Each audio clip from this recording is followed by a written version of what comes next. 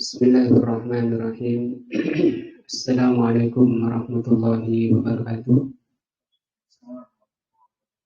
Alhamdulillahirabbil alamin wa bihi nasta'in ala amri dunya waddin. Asyhadu an la ilaha illallah wa asyhadu anna Muhammadan abduhu wa rasuluh. Allahumma shalli ala Muhammadin wa ala alihi wa sahbihi ajmain. Kita bersyukur kepada Allah Subhanahu wa taala yang telah menakdirkan kita hadir di majelis yang mulia ini, yaitu majelis menuntut ilmu agama Allah, yang kata Rasulullah sallallahu alaihi wasallam, man salaka tariqan yaltamisu fihi ilman sahhalallahu lahu tariqan ilal jannah. Barang siapa yang menempuh satu jalan untuk menuntut ilmu agama, pasti Allah akan mudahkan baginya jalan ke surga. Dan kita ditakdirkan oleh Allah kemudahan menuju surga Allah SWT dan dilindungi dari nerakanya. Kitab yang kita bahas adalah Asratu Asbabil Insyirahi As-Sadri, tentang 10 sebab tenangnya hati atau tenangnya jiwa. Yang ini merupakan keinginan setiap orang, apapun agamanya, bagaimanapun orangnya, jenisnya, pasti menginginkan tenangnya hati. Walaupun tidak banyak orang yang mencapainya, karena tidak melalui sebab-sebab yang telah disampaikan oleh yang mengetahui tentang jiwa, tentang ruh. Karena Allah mengatakan kulir ruh min amri rabbi.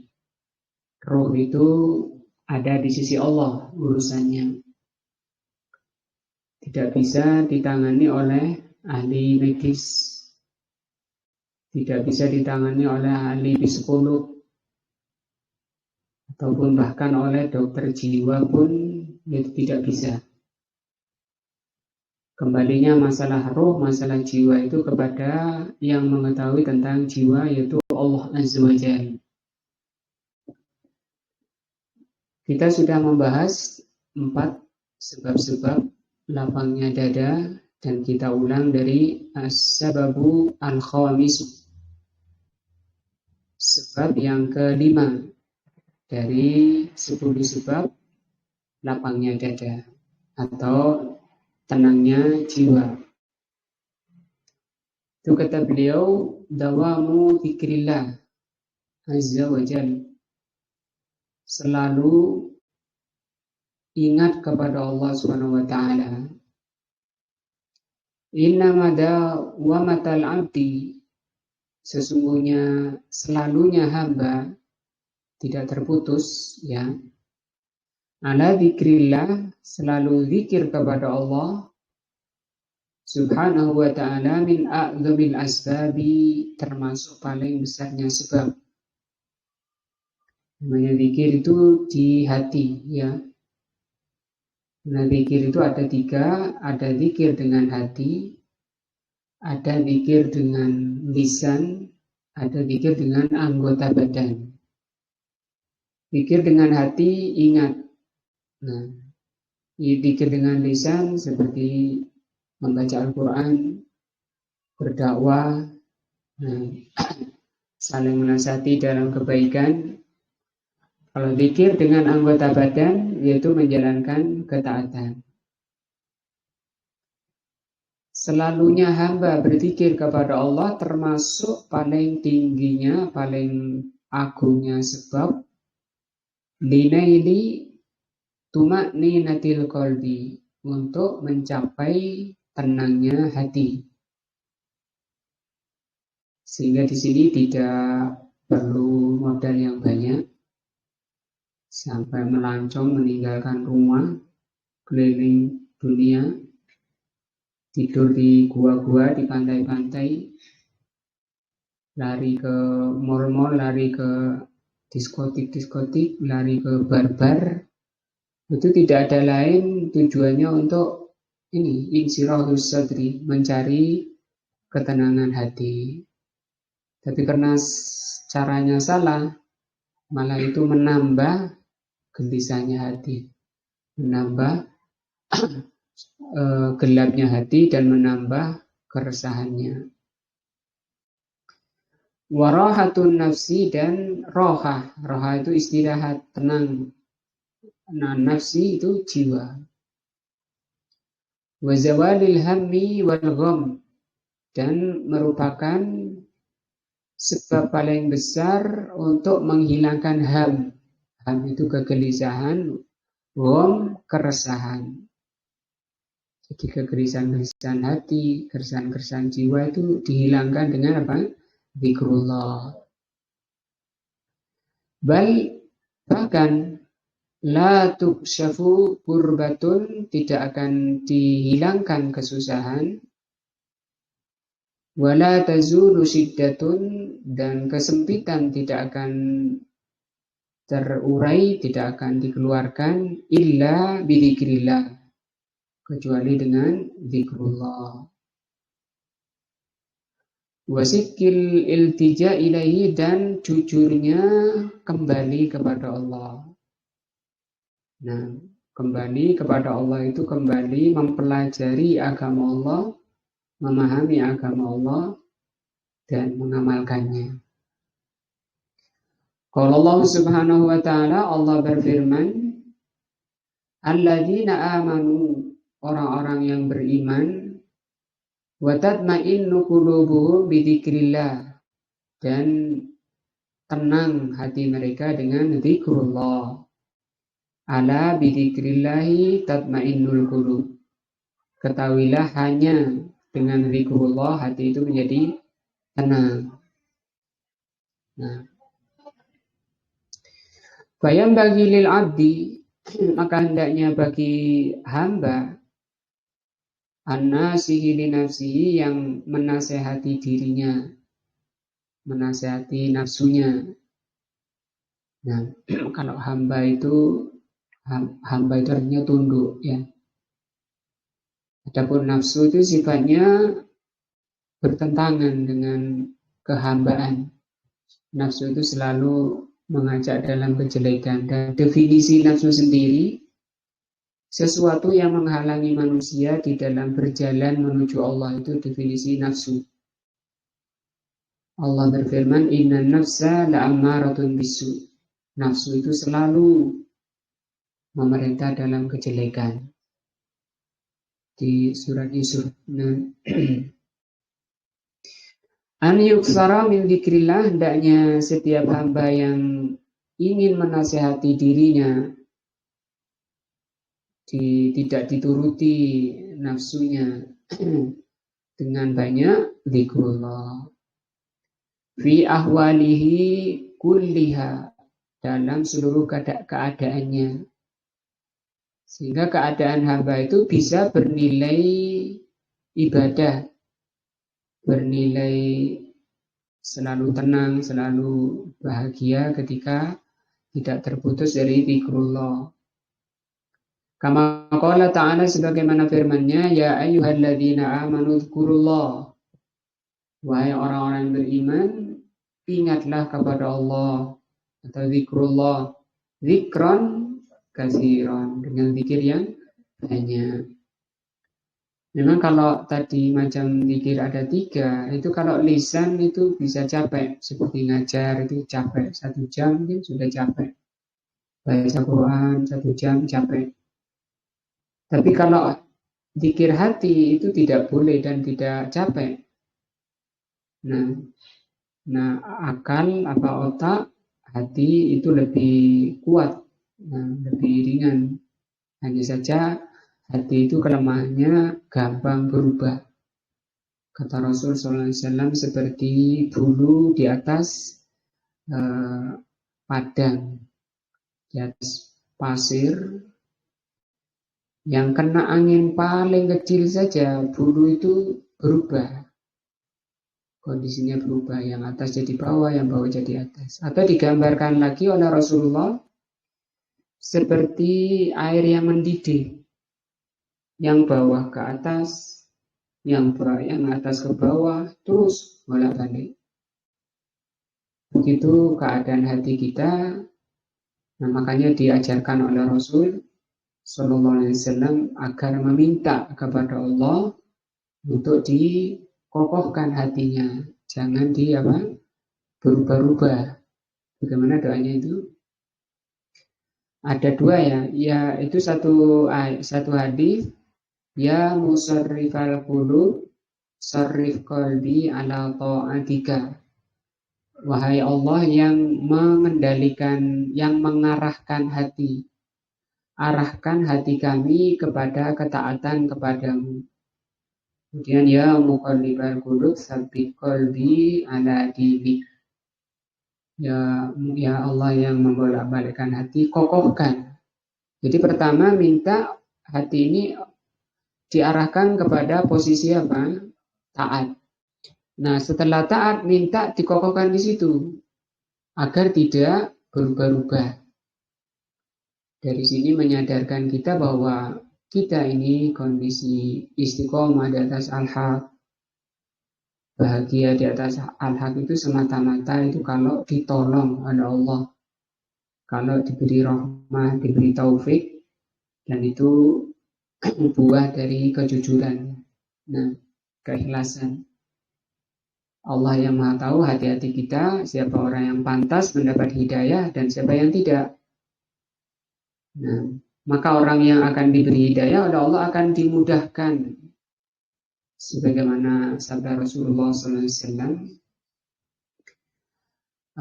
kullun muyassarun lima khuliqalahu. Masing-masing kalian akan dimudahkan kemana kalian diciptakan. Amma ahlus sa'adah, kalau kalian itu takdirnya orang yang ditakdirkan jadi orang yang berbahagia, orang ahli surga, fasayyassiruhu ila amali ahli sa'adah. Allah akan mudahkan. Allah yang akan memudahkan, Allah akan menolong untuk mengamalkan amalannya ahli surga. Wa ama ahlus saqawah, adapun orang yang celaka, fasayyassiruhu ila amali ahli saqawah. Orang yang celaka akan dimudahkan oleh Allah melakukan amalan-amalan orang yang celaka. Hadis ini diriwayatkan oleh Imam Bukhari di dalam kitabnya Adabul Mufrad. Nasihat besar bagi kita untuk tidak banyak alasan kemudian meninggalkan sebab-sebab jalan-jalan menuju surga Allah. Banyak alasan itu merupakan tanda orang itu memang dipersulit oleh Allah, tanda orang yang tidak dikehendaki baik. Wa sabbihuhu, dan bertasbihlah ya. Gimana bertasbihnya? Subhanallah. Bukratan wa asila, di waktu pagi dan sore. Dan kata Rasul SAW, kalimatani khafifatani fil lisani thaqilatani fil mizani. Ada dua kata yang ringan di lidah tapi berat di timbangan. Bagaimana itu? Subhanallah bihamdihi, subhanallah al-azim. Ya, subhanallah bihamdihi, subhanallah al-azim. Subhanallah itu namanya tasbih, wa bihamdihi namanya apa? Tahmid. Dua ini. Dan itu rahmat besar ya, karunia besar dari Allah, ringan di lisan tapi berat di timbangan. Tapi berat timbang nilai suatu amalan tadi memang tergantung dari kehadiran hati.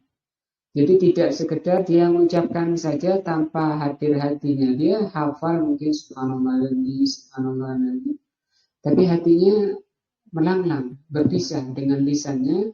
Yang demikian itu tidak masuk nilai. Nah, jadi harus menyatu yang dimaukan oleh Allah. Ibadah itu menyatu antara badan dengan apa? Jiwa, dengan hati. Ketika kita selalu membiasakan subhanallah bihamdihi, subhanallah alazim, atau subhanallah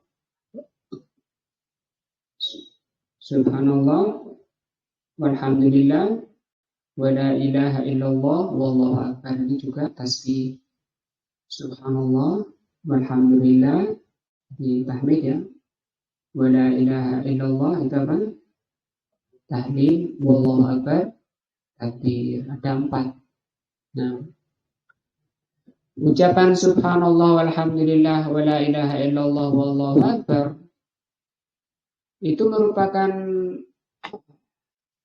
kesimpulan dari hasil pengkajian terhadap ayat-ayat Allah, apakah itu ayat kauni berupa makhluk ataupun ayat syar'i, nah, berupa wahyu Allah. Kalau kita coba lihat ya di surat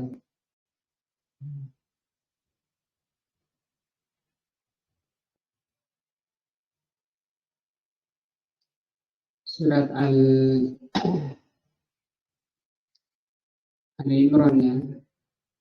Kita coba lihat surat Al-Imran ayat 190.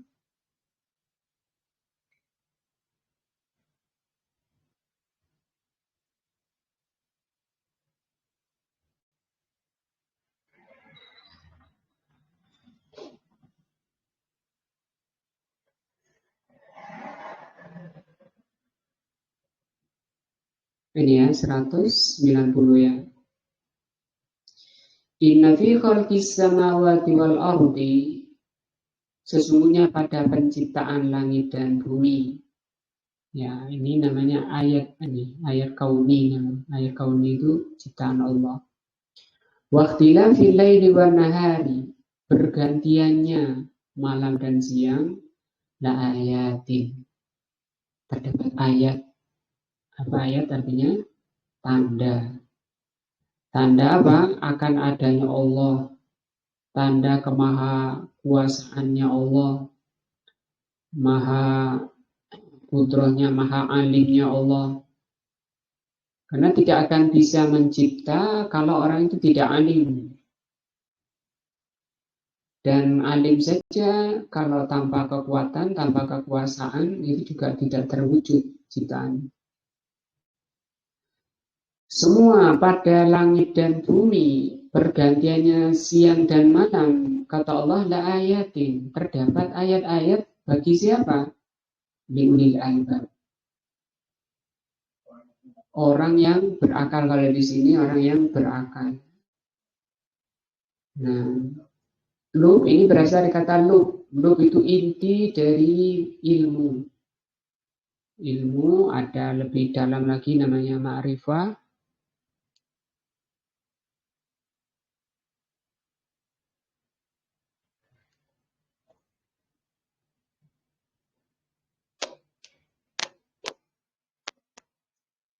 Yang tadi itu apa tadi? Enggak, bukan itu di bawah belakangnya. Itu tadi.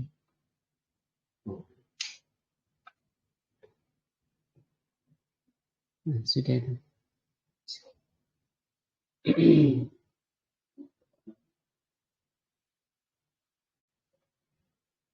Siapa ulul albab itu?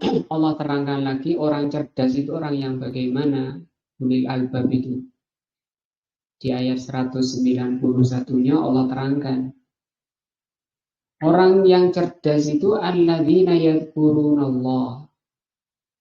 Orang-orang yang selalu berzikir kepada Allah. Kemudian kita termasuk orang yang cerdas. Ya. Kan maksud saya tadi ini selalu ingat kepada Allah ini buah daripada pengkajian ini. Apa? Penciptaan langit dan bumi. Adanya pergantian siang dan malam. Kata Allah itu di sana terdapat ayat-ayat Allah yang diperintah oleh Allah untuk melihatnya, untuk mentadabburi. Biasanya di sekolah disebut tadabbur alam, mengkaji alam. Hasil dari kajian alam itu nanti muncul tadi, subhanallah, maha suci Allah, betapa Allah itu bisa mampu membuat langit yang begitu besar, warnanya biru, tidak jatuh padahal tanpa tiang. Bagaimana kalau jatuh? Subhanallah. Kalau jatuh bagaimana? Maka alhamdulillah tidak dijatuhkan oleh Allah. La ilaha illallah, tidak ada yang berhak disembah kecuali Allah. Allahu Akbar. Nah, selalu ingat kepada Allah, karena memang ayat-ayat ini tetap ada. Walaupun kita tidak buka ayat Allah, ada dua. Ada ayat kauni berupa alam, yaitu tadi langit dan bumi. Ada ayat syar'i berupa wahyu. Sebenarnya dari pengkajian alam saja itu sudah bisa mengantarkan manusia untuk beriman kepada Allah. Asalkan memandangnya bukan hanya dengan pandangan mata telanjang, tapi diikuti juga dengan mata hati. Betapa Allah bisa membuat Lombok. Siapa yang bisa membuat Lombok? Warnanya, jenisnya, macam-macamnya, dan pedes. Pedesnya pakai apa itu? Nah, dan itu tidak susah, tidak sulit bagi Allah. Bagaimana? Cuma dengan satu kalimat. Apa itu? Kun. Satu kalimat kun itu jadi. Coba kita buat saja satu saja. Walaupun kita bilang kun berkali-kali, tidak akan bisa. Nah, orang yang cerdas itu kata Allah, alladzina yadhkurunallah, orang-orang yang selalu berzikir kepada Allah, selalu ingat kepada Allah. Apa lawannya yang ingat? Lalai. Nah, kalau lalai itu akibatnya lawan daripada tenangnya hati. Hatinya gelisah, resah.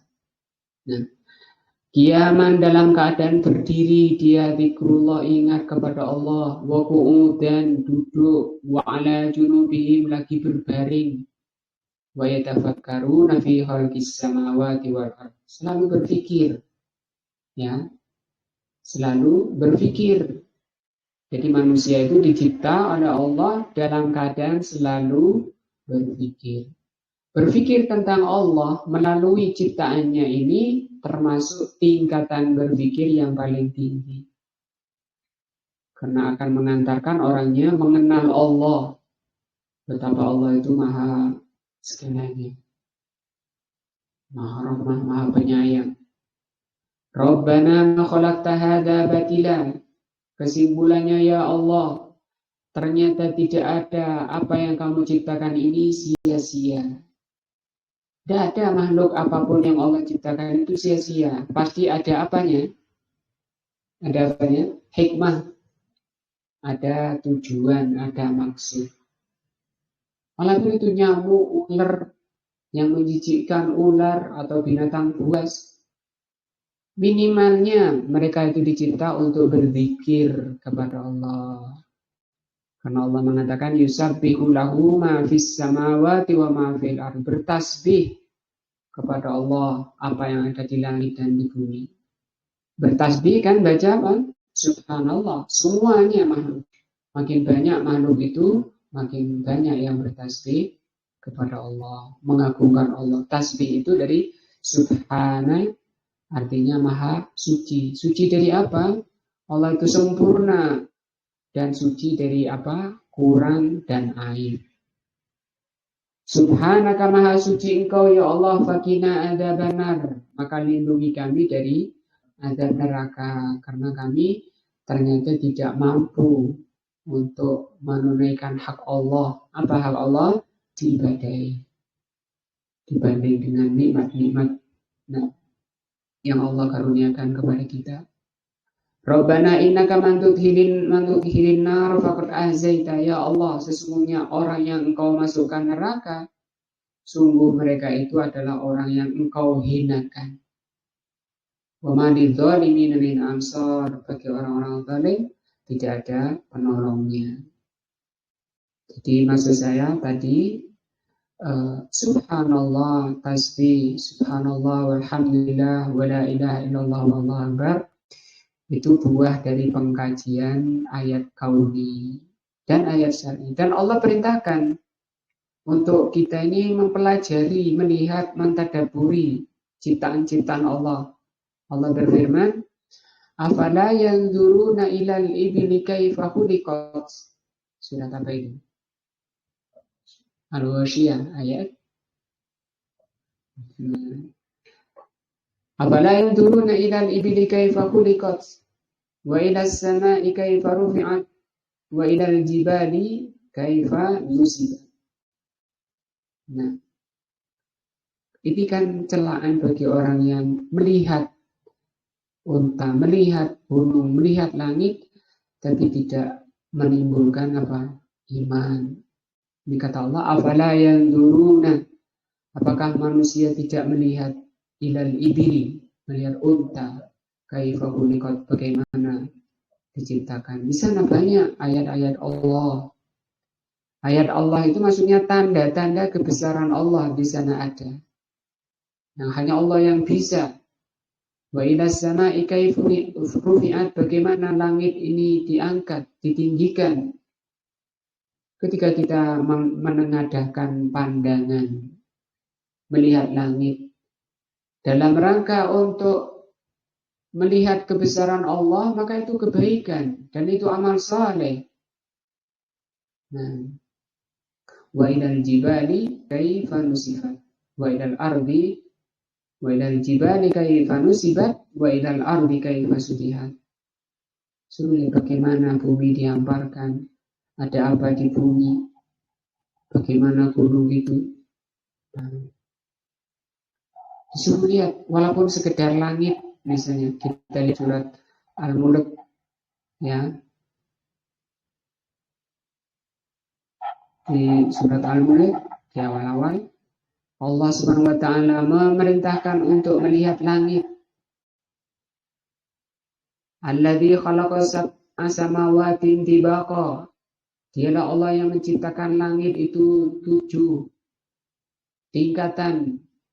Ma tara fi khalqir rahmani min tafawut. Kamu tidak melihat ciptaan Allah itu ada celahnya, ada kurangnya. Langit misalnya zaman kita lihat, kata Allah di sini, farji'il basara, ulangi melihat lagi. Mungkin belum, coba diulang berkali-kali pun kita tidak akan melihat ada celah pada ciptaan Allah. Hal tara min futur. Apakah kamu melihat ada satu celah, ada kurang dari penciptaan Allah? Ketika kita melihat langit dalam rangka menjalankan perintah Allah ini, farji, ini bentuk perintah. Ulangi, coba lihat lagi langit ini. Kita lihat lagi. Nah, ini ayat ya, sama dengan ngaji. Kalau yang kita baca ini namanya ayat apa? Syar'i. Tapi ayat syar'i ini mendorong, mengajak kita untuk melihat ayat kauni. Kedua ayat ini merupakan sebab orang itu mengenal Allah Azza wa Jalla, pencipta kita. Nah, disuruh apa oleh Allah? Lihat berulang-ulang. Kembali ke sini. Kata Allah, "Wasabihu bukratan wa asila." Bertasbihlah di waktu pagi dan di waktu sore. Sampai sini penjelasan beliau tentang bagaimana seseorang bisa mencapai ketenangan hati, ketenangan jiwa. Dan ini belum tentu didapati oleh orang yang kaya pun, banyak harta, belum tentu kalau dia apa? Tidak zikrullah. Nah, waditu zikri, lawan dari zikir, al-ghaflatu, lalai. Di dalam kitab lain disebut orang tidur, baru sadar kalau sudah mati, ruh sudah di kerongkongan baru sadar kalau dia ada urusan besar di dunia ini. Wahia zulmatun, Kelalaian itu sifatnya apa? Zulmah. Apa zulmah? Gelap. Takunu fil qalbi, gelap yang ada di hati. Jadi hatinya gelap. Nah, wa wahsyatun takunu fis sadri, dan kegelisahan yang ada di dada. Wa nakadun, nakad itu kotor. Tapi di sini kotor secara maknawi. Yakunu fil aisi, dalam kehidupannya. Itu padahal sarana mobil, istri, semua anak-anak, rumah sudah semua tercukupi, mega-mega, tapi kok masih sumpek saja hidup ini. Ya. Masih ada yang kurang, masih nggak ada ketenangan hidup. Nah, itu yang disebut apa? Nakadun. Nah, kotor, nakal itu artinya kotor. Walihada qala Nabi alaihi salatu wassalam, dari itu Nabi sallallahu alaihi wasallam mengatakan matalul ladzi yadhkuru rabbahu wal ladzina yadhkuru rabbahu, permisalan orang yang selalu ingat kepada Allah dan orang yang tidak ingat kepada Allah, matalul hayyi wal mayyit, seperti perbedaan orang hidup dan mati. Nah, kita tunggu azan dulu.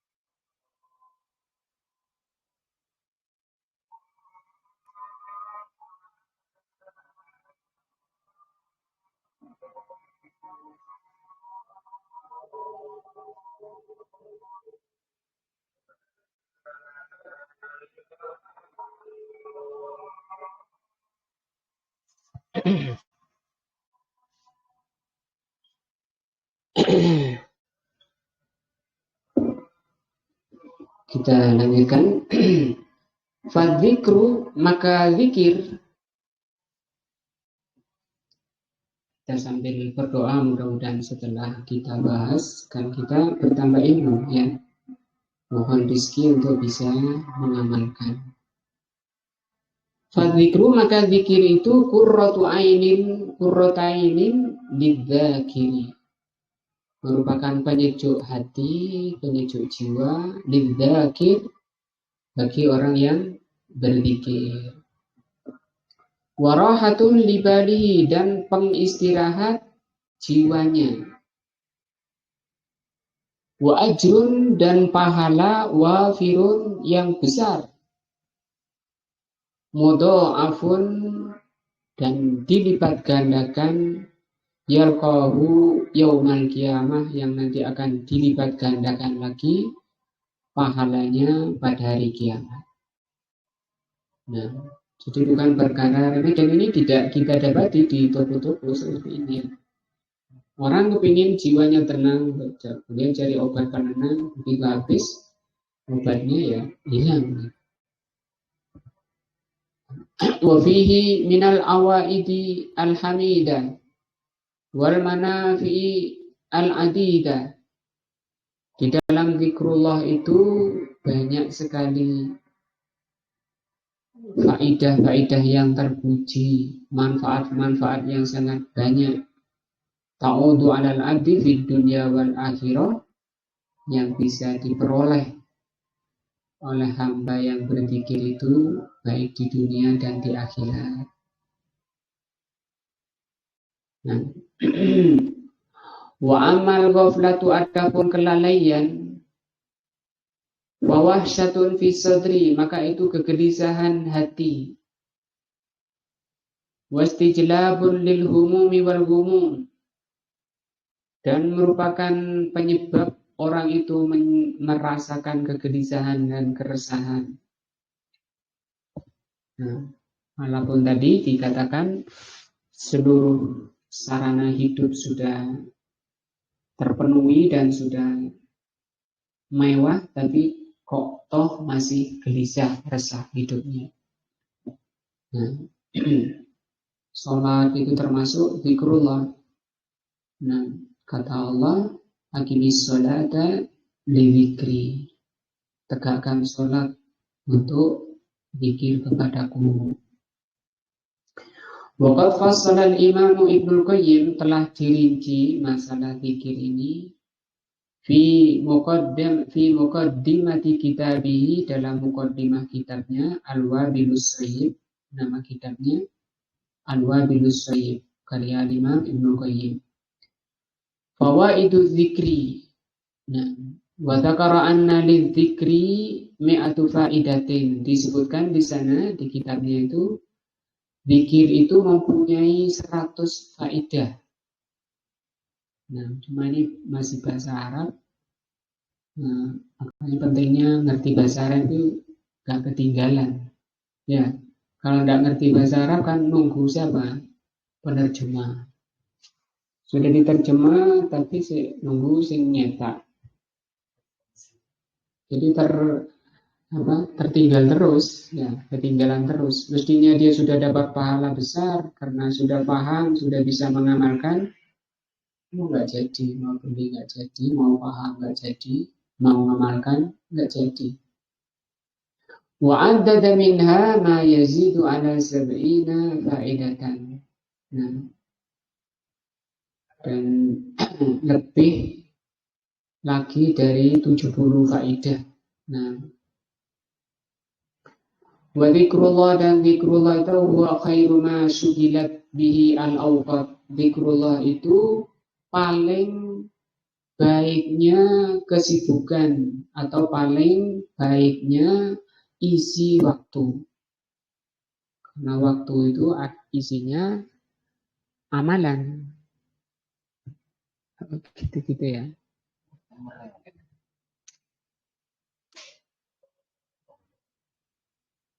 Nah, itu sudah.